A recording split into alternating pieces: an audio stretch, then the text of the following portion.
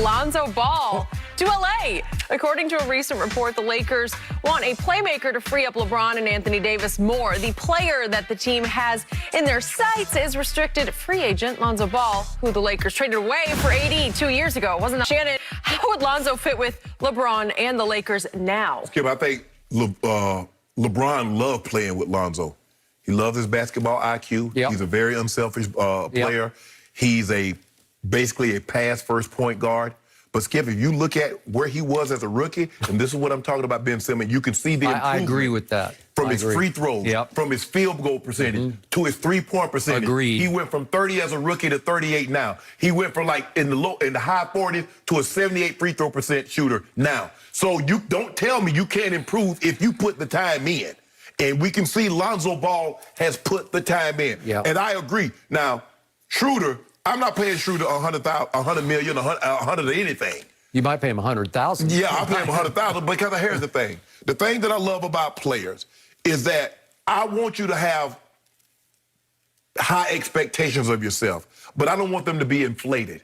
See, Schroeder has an inflated perception of himself. Schroeder thinks he's a legit top 5 point guard. He does. He really does, and he's not. He walked in the door saying, I'm not coming off the bench, I'm a starter. Right. So he has this perception of what he is. And I think it hurt the Lakers because he's trying, Skip, because if I say this, I got to go show you that I'm worth $120 million. So what do I need to do? I got to show you I can score. And he shot 30, he was terrible from the three, where he shot so much better. He played so much better in the role that he had with OKC. I agree. And now he comes in, granted, there were more expectations. You come to the Lakers, it ain't no, well, we might be a 4th seed, we might make the playoffs. It's championships. So that's a lot of expectations that they're putting on these individuals. Now, for me, I'm going to see can I put a package together that doesn't include AD for Dame? Probably not. Is there a chance I can go get Bradley Beal? Probably not. I'm going to kick the tires on a lot of different things. Yep. But Lonzo Ball is a great fallback plan because I don't believe they're going to match or they're going to try to retain Schroeder. So Lonzo Ball would be, I like Lonzo.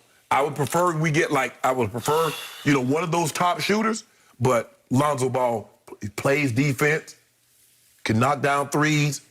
He's gotten better since he left.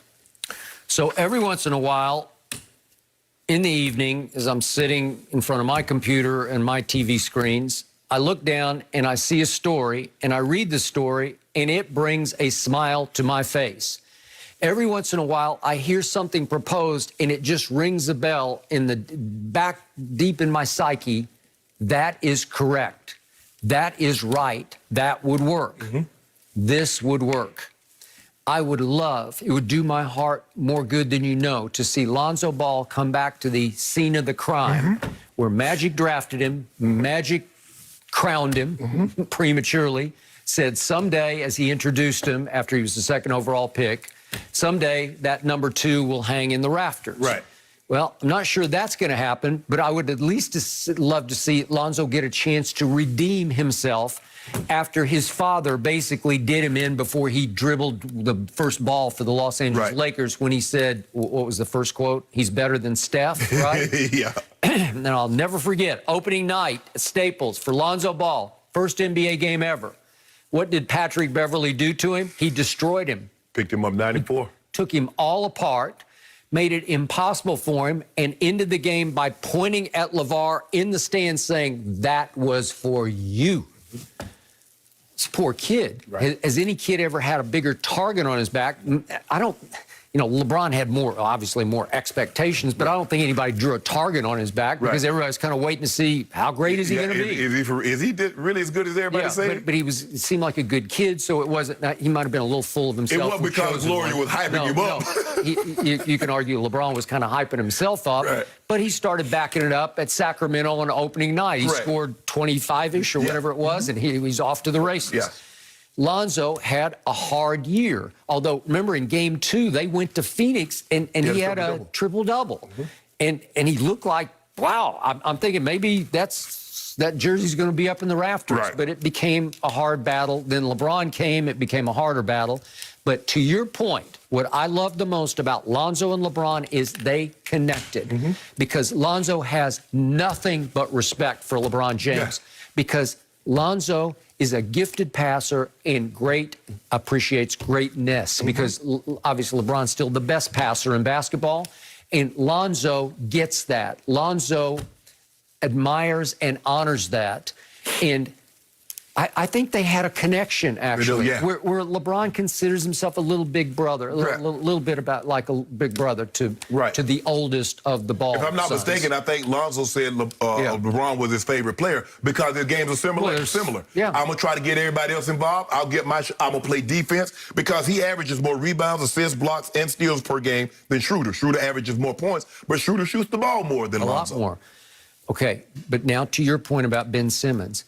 Last offseason, Lonzo did what Ben Simmons must do, and that is Lonzo fixed himself. And it was not easy because he was shooting it over here, and it was so unconventional. I've asked LeVar several times, why did you allow that? Even LaMelo was shooting it kind of crazy. And LeVar said, it was working. I just let it go. Well, it's not trustable enough over here, so he fixed it. Not an easy fix. You got to shoot thousands of off-season shots over here until you get completely comfortable with it. He shot 38% from three. 38%. He became deadly from three. After shooting 30 his rookie year.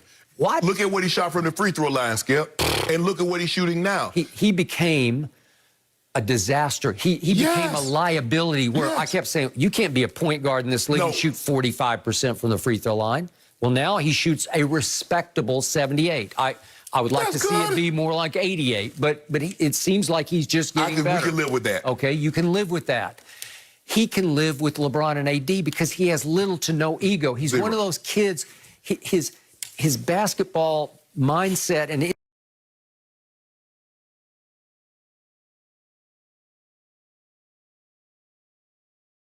instincts are not score first. So he doesn't have any scoring ego whatsoever.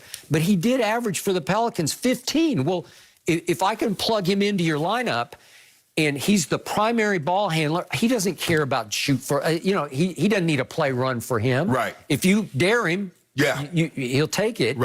But the point is, last year he was 15, 5 rebounds, and 6 assists. Well, that's because he had to share point guard duties with Bledsoe. Remember? David Griffin never bought into Lonzo completely, so he's got Bledsoe taking half the reps at point guard. And then remember, they put the ball exclusively in Zion's hands. They did. So now he doesn't have now he's really not running anything. So it's hard for me to believe he averaged 15 a game, but he did.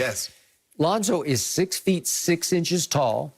He is a gifted passer. He's also a tenacious defender. He cares about playing defense. And he's a really good, long, lock you up, lock you down, perimeter defender. Well, LeBron can utilize that. Because they were a very good defensive team last year. And Schroeder can be an irritant on the perimeter. He'll also, there are nights he tried to guard Steph where, again, maybe nobody can guard Steph. But there's only so much he can do at 6 foot tall. That's correct. So you got 6'6". And again, remember, Lonzo's career best rebounding was 7, and his career assists was 7. So with the Lakers, I could see more 15, 7, and 7. Well, I've said that someday, as he becomes a man and he's starting to get his man body, he could average a triple-double. It's going to be more of a Jason Kidd triple-double, where he's going to average more like 10, 10, and 10. Not like that. He's not going to average 20-something. But he's capable of giving you 20-something. But with the Lakers, he's the perfect fit because LeBron can play off the ball. And that's what LeBron needs. That's what, as we saw with Kevin Durant, when you got to do all the primary ball handling, you got to bring the ball up, you got to get everybody else involved. That wears on you. Now, LeBron is about to be 37 in December, going into his 19th season. I got it. You need to take some of that off of him. You do. Maybe in the fourth quarter, Skip, the ball game's nip and tuck. You can, okay, LeBron, the ball's back in your hand. But for the majority of the time, LeBron needs to come up off the ball now. And now you need to have a playmaker for LeBron and AD as opposed to LeBron playmaking for everybody else. Okay. Now the beauty of Lonzo is he doesn't need to shoot.